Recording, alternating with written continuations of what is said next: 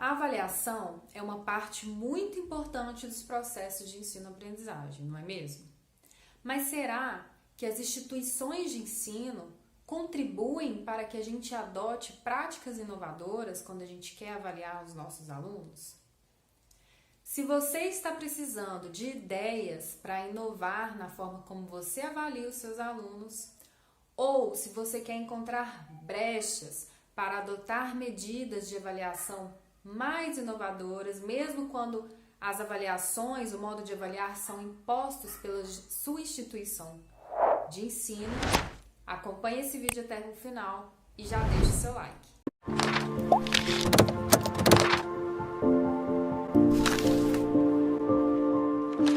Eu sou a Andréia Ruisman e junto com a Ana Paula Teles estamos aqui para ajudar você, professor e professora, a refletir sobre a sua prática docente e a encontrar caminhos para transformar a educação. Então já se inscreve no nosso canal para você não perder nenhuma novidade. Avaliação da aprendizagem. Tá aí um tema que traz pano para manga nas discussões sobre educação.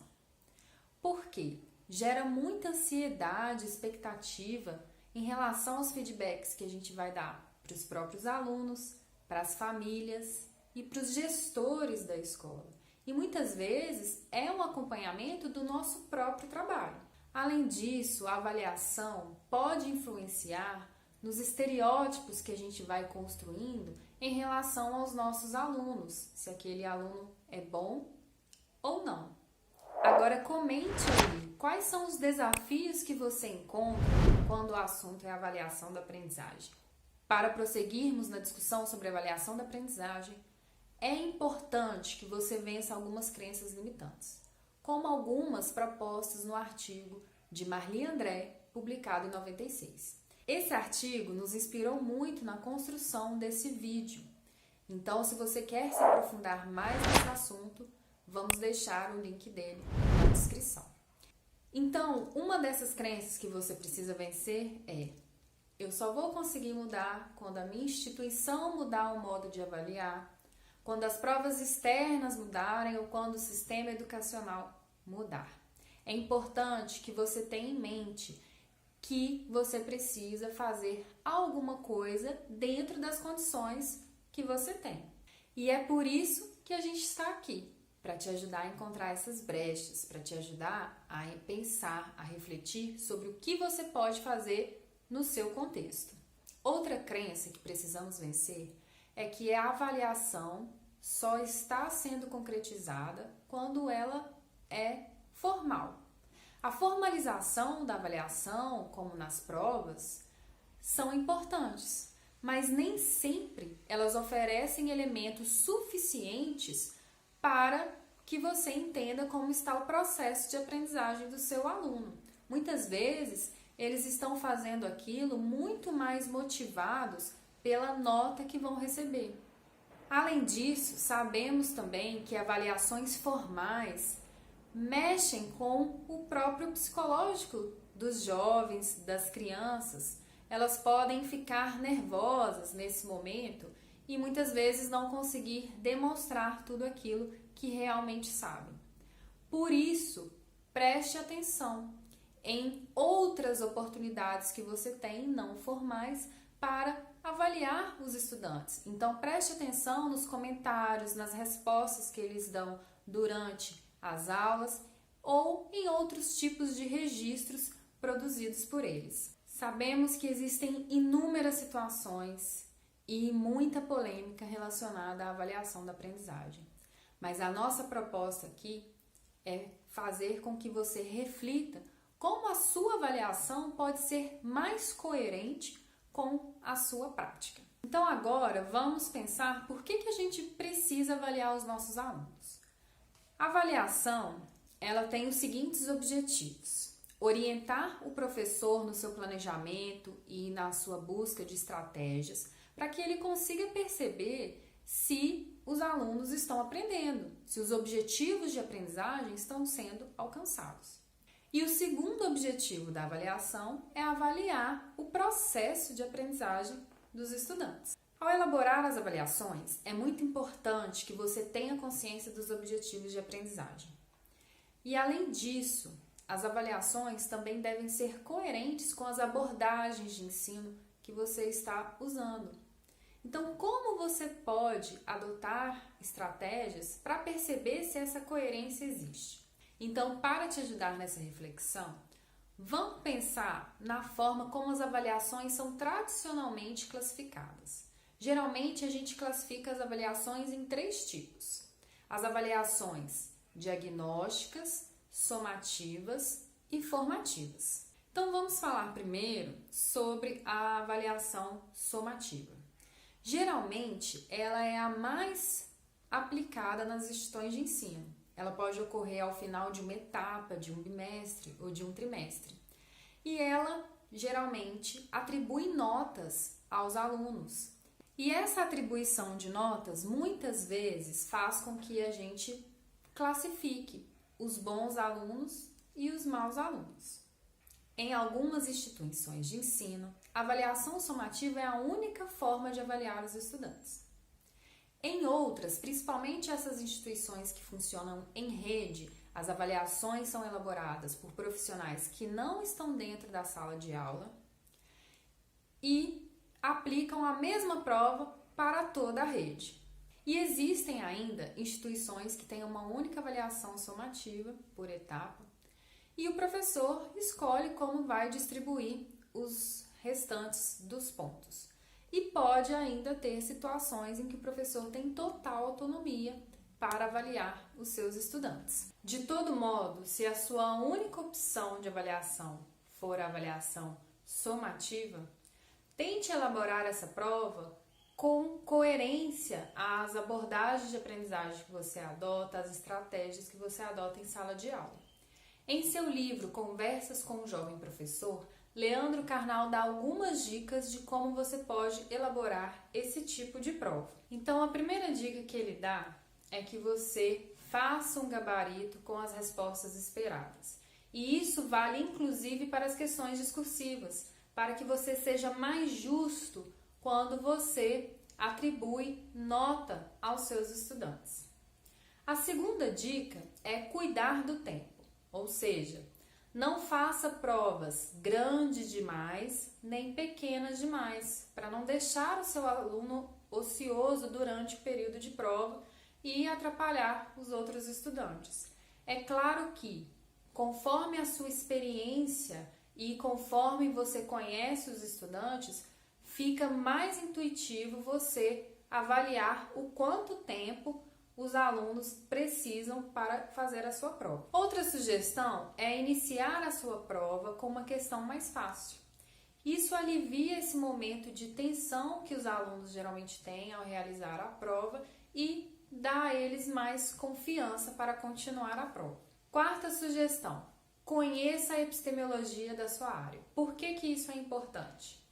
Quando você sabe como o conhecimento da sua área é produzido e validado, isso pode te ajudar a criar questões mais relevantes. Use verbos de comando que valorizem menos a memorização e mais a avaliação de competências e habilidades, como, por exemplo, comparar, deduzir, explicar, diferenciar, associar.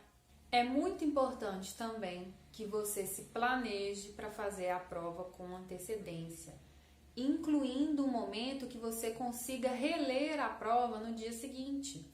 Isso é muito importante para que você possa identificar possíveis erros ortográficos de palavras mal usadas que minimizem a dificuldade ou uma má interpretação pelos alunos quando eles forem resolver a prova. Isso também é bem relevante para que você não fique refém de banco de questões na última hora e use questões que muitas vezes não vão estar conectados à sua prática. Tente também reutilizar referências e contextos, exemplos, analogias que você usou na sala de aula.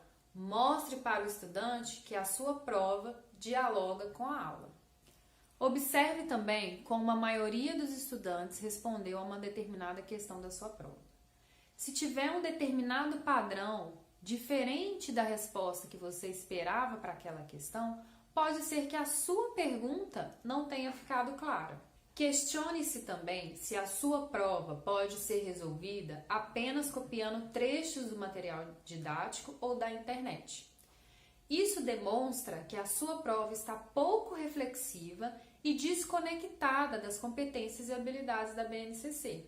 E num contexto de ensino remoto, isso é muito relevante, já que os alunos podem consultar qualquer tipo de material. Além disso, sempre que possível, dê feedbacks. Mostre ao aluno por que ele errou e lhe dê a oportunidade de refletir sobre o seu erro. Além de mudar suas provas, você também pode adotar por conta própria outras formas de avaliação, como a diagnóstica e a formativa. E essas outras formas de avaliação, elas vão te trazer elementos que vão ajudar a tomar decisões sobre os processos de aprendizagem dos estudantes, sobre o que eles já estão sabendo ou não em relação a diferentes domínios de conhecimento, tanto conceituais, procedimentais ou atitudinais. A avaliação diagnóstica ela é extremamente importante para alinhar os seus objetivos de aprendizagem, porque ela permite você conhecer o que os seus alunos já sabem e quais dessas ideias que eles já têm, elas podem ser utilizadas para ancorar os novos conhecimentos. E como que você pode fazer esse tipo de avaliação? Pode usar quiz, nuvem de palavras, situações problema, pode ser interpretação de imagens, texto, tirinhas e também pode ser através de perguntas. E se você quer saber mais detalhes sobre quais perguntas você pode fazer para levantar esses conhecimentos que os alunos já têm, assiste o vídeo Por Onde Começar a Investigação. Vou deixar o card aqui. Ele vai trazer mais exemplos para te inspirar. Corre lá para ver. Já a avaliação formativa, ela tem como objetivo dar um feedback tanto para o professor quanto para os estudantes sobre o processo de aprendizagem deles. E ela é muito importante para a correção de rotas ou para o professor avançar o conteúdo. Nesse tipo de avaliação, é fundamental que os estudantes entendam que está tudo bem errar, que os erros fazem parte do processo e eles são esperados. E também não vai ter uma atribuição de nota formal, porque a ideia não é classificar, nem punir, nem mesmo recompensar.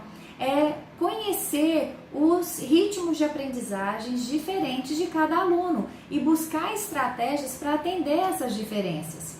Mas como eu posso fazer isso, mesmo quando eu tenho um tanto de turma e muitos alunos? Para te inspirar, nós separamos 5 exemplos de atividades que vão te ajudar nessa avaliação formativa. Primeiro exemplo: use sempre que possível tecnologias que gerem relatório, tanto geral quanto individual, do desempenho dos estudantes, para que você tenha registros desse processo da aprendizagem. Você pode usar, por exemplo, o Google Forms ou ferramentas de quiz como Kahoot, Socratise, Quiz, e também outras ferramentas como Nearpod. Essa ferramenta ela é muito útil, principalmente para quem trabalha com áreas que demandam mais registro de desenhos e também educação infantil e anos iniciais, porque ela permite o registro tanto em desenho quanto em áudio. Então, crianças que ainda não estão alfabetizadas, elas também podem registrar as atividades e você pode acompanhar o processo de aprendizagem delas. O segundo exemplo é a observação da aula. Os estudantes muitas vezes nos dão informações, seja por meio da linguagem verbal ou não verbal, sobre como que eles estão acompanhando as ideias que estão sendo discutidas. E você pode adotar estratégias simples, porém muito relevantes, no sentido de você conhecer melhor o que os estudantes estão aprendendo. Você pode, por exemplo, anotar num quadro físico ou virtual as respostas dos estudantes para algumas perguntas, né? Isso vai ajudar eles terem mais clareza sobre o que está acontecendo naquela discussão. Ou então, você pode usar escolhas binárias para algumas respostas, para que você tenha um feedback rápido se eles estão entendendo ou não. Então, nessas escolhas binárias, você pode colocar verdadeiro ou falso. Então, você fala alguma coisa e pergunta para eles se aquilo é verdadeiro ou falso, ou se eles concordam ou discordam, ou se está certo ou errado. Ou ainda, você pode categorizar, tanto no ambiente presencial ou virtual, o conhecimento dos estudantes nas 3 categorias. Entendo e posso explicar com as minhas próprias palavras. Segunda categoria, não tenho certeza, mas acho que eu não consigo explicar. E a terceira categoria, eu não entendo e não consigo explicar. Percebe que nessas 3 categorias a explicação ela é um elemento importante? E por que ela é importante?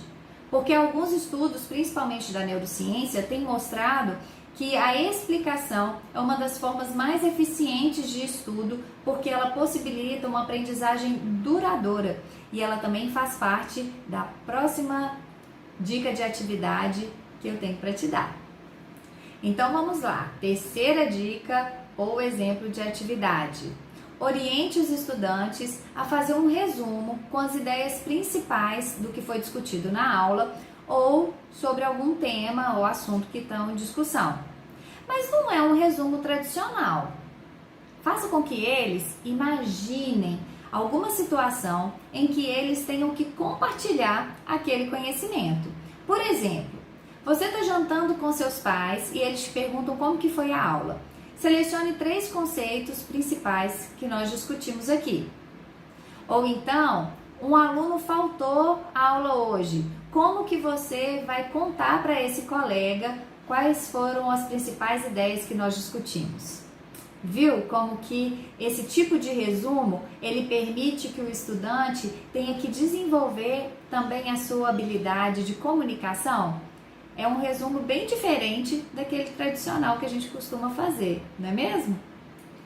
Quarta dica ou exemplo de atividade é a técnica 3-2-1. Ela vai te ajudar a conhecer o que os alunos estão entendendo da sua aula ou da atividade. Então, liste 3 coisas que você lembra da aula de hoje. Dê 2 exemplos de como aplicar esse conhecimento numa determinada realidade.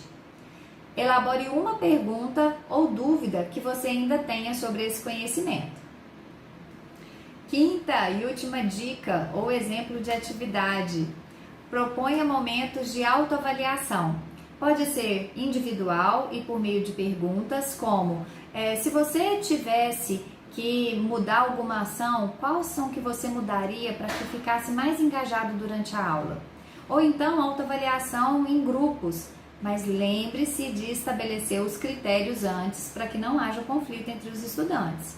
Como a gente mencionou no vídeo sobre habilidades socioemocionais, esse tipo de estratégia é muito importante para o desenvolvimento dessas habilidades. Se você não assistiu ainda, clica aqui no card. E aí, gostou desses exemplos? Eles te inspiraram? Você conhece outros exemplos de atividades que podem te ajudar na avaliação formativa e diagnóstica? Deixa aqui nos comentários, a gente vai adorar saber. E lembre-se, quanto mais registro você tiver da aprendizagem dos estudantes, melhor será para você avaliar esse processo de aprendizagem e também para tomar ações mais assertivas sobre como conduzir essa caminhada. De todo modo, como sugere Marli André, toda situação de avaliação imposta de maneira uniforme a todos os alunos será fatalmente inadequada por um grupo deles. Para alguns, fácil demais, para outros, difícil demais. Daí a importância do ensino ser diferenciado e da avaliação formativa. E diferenciação não é a mesma coisa que individualização. Diferenciação está relacionado a ampliar o seu repertório de metodologias, de atividades, de situações de aprendizagem, para que todos os grupos sejam privilegiados de alguma forma e em algum momento em relação ao conhecimento e as formas de avaliação. Como você pode perceber, essa diferenciação ela vai exigir de você se arriscar. Por quê? Você vai ter que aprender novos formatos, novas estratégias, novas metodologias. E isso pode te colocar fora da sua zona de conforto. Vai envolver você experimentar, errar, corrigir o erro. E tá tudo bem.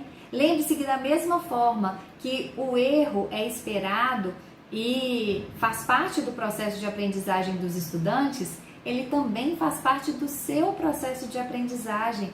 E a gente precisa reconhecer isso para que a gente de fato adote estratégias mais inovadoras, para que a nossa prática realmente seja transformadora. Tem que haver coerência entre o que a gente fala e o que a gente faz.